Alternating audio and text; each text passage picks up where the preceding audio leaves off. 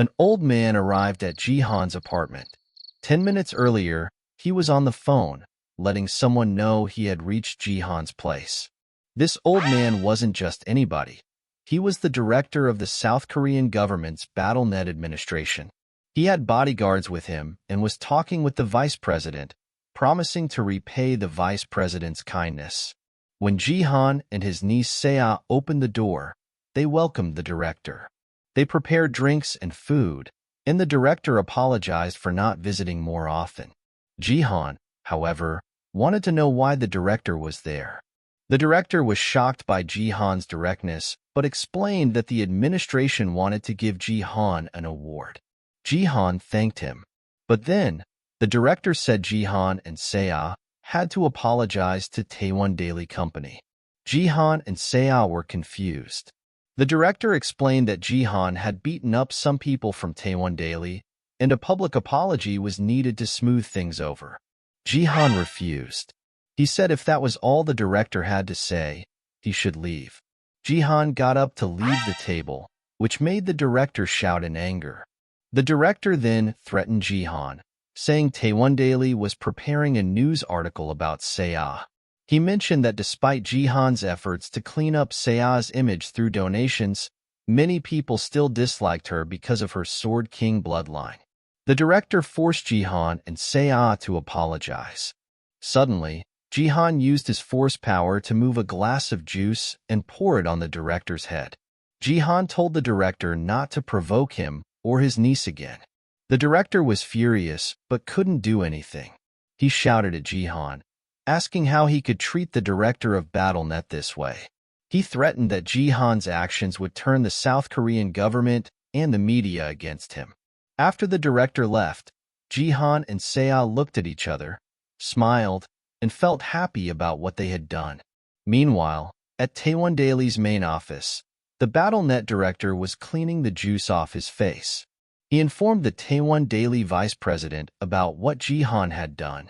The vice president was pleased because now they had something to use against Jihan. Hee-soo then showed the vice president some news about Seah's gift. The news attacked Seah because, unlike her parents, who both had S-rank gifts, Seah's gift was not the same.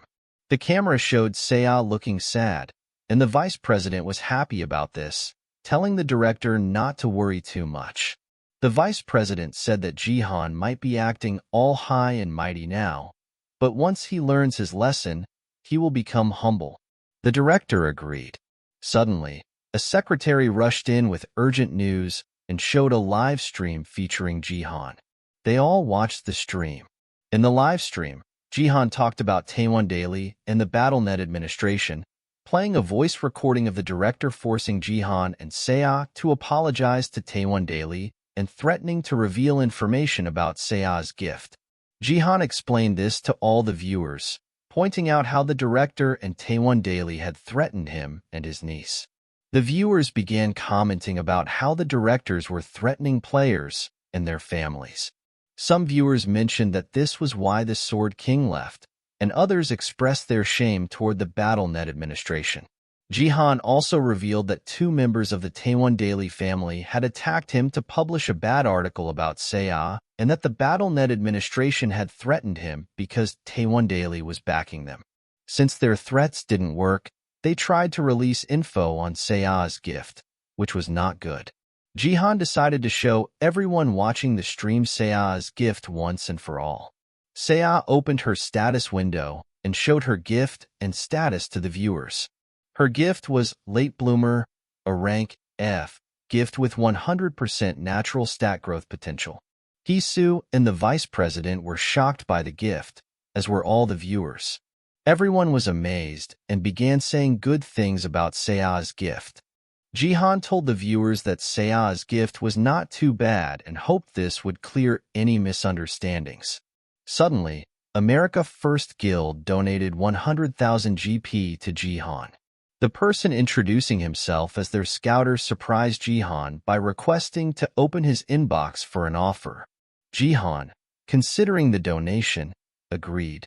The scouter offered Jihan $300 million to join their guild. The viewers were shocked by the amount, with some commenting that Jihan would give up on Korea for such a big offer. But Jihan was playing a mind game. He thanked the scouter and said he had wanted to create a guild in South Korea once he reached silver rank. However, with big corporations like Taewon Daily and the BattleNet administration's director against him, he was unsure how to survive in Korea. Jihan asked his viewers to help him.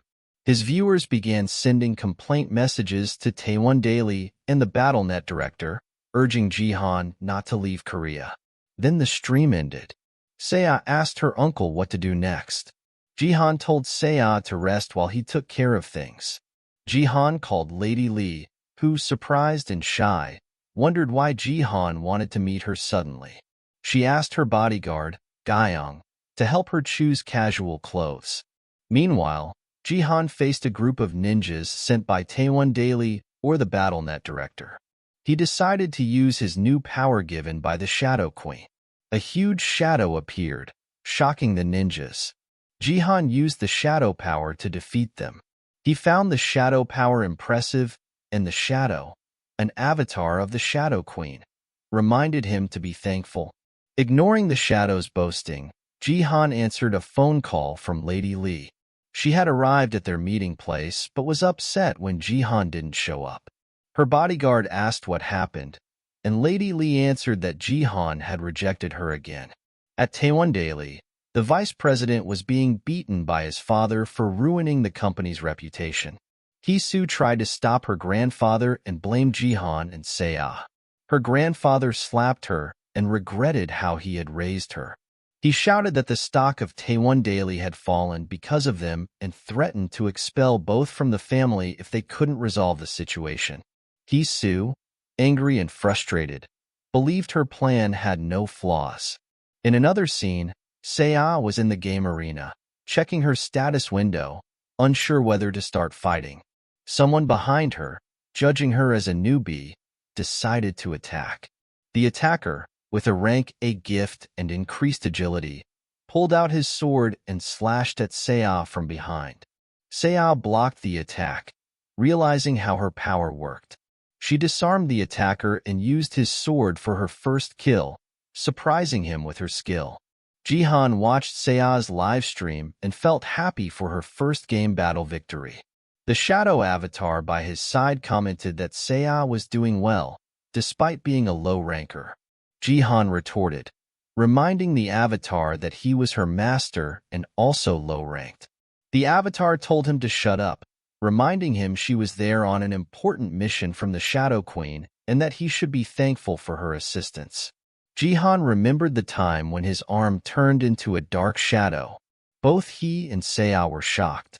A message window appeared, revealing that a new curse had appeared, which would absorb GP and experience until lifted. They were worried as they looked at the status window. Jihan used emergency repair repeatedly to recover from the shadow curse, feeling pain each time. Finally, the curse was lifted, and a new gift, Sun Shadow, SS rank, appeared on Jihan's status window.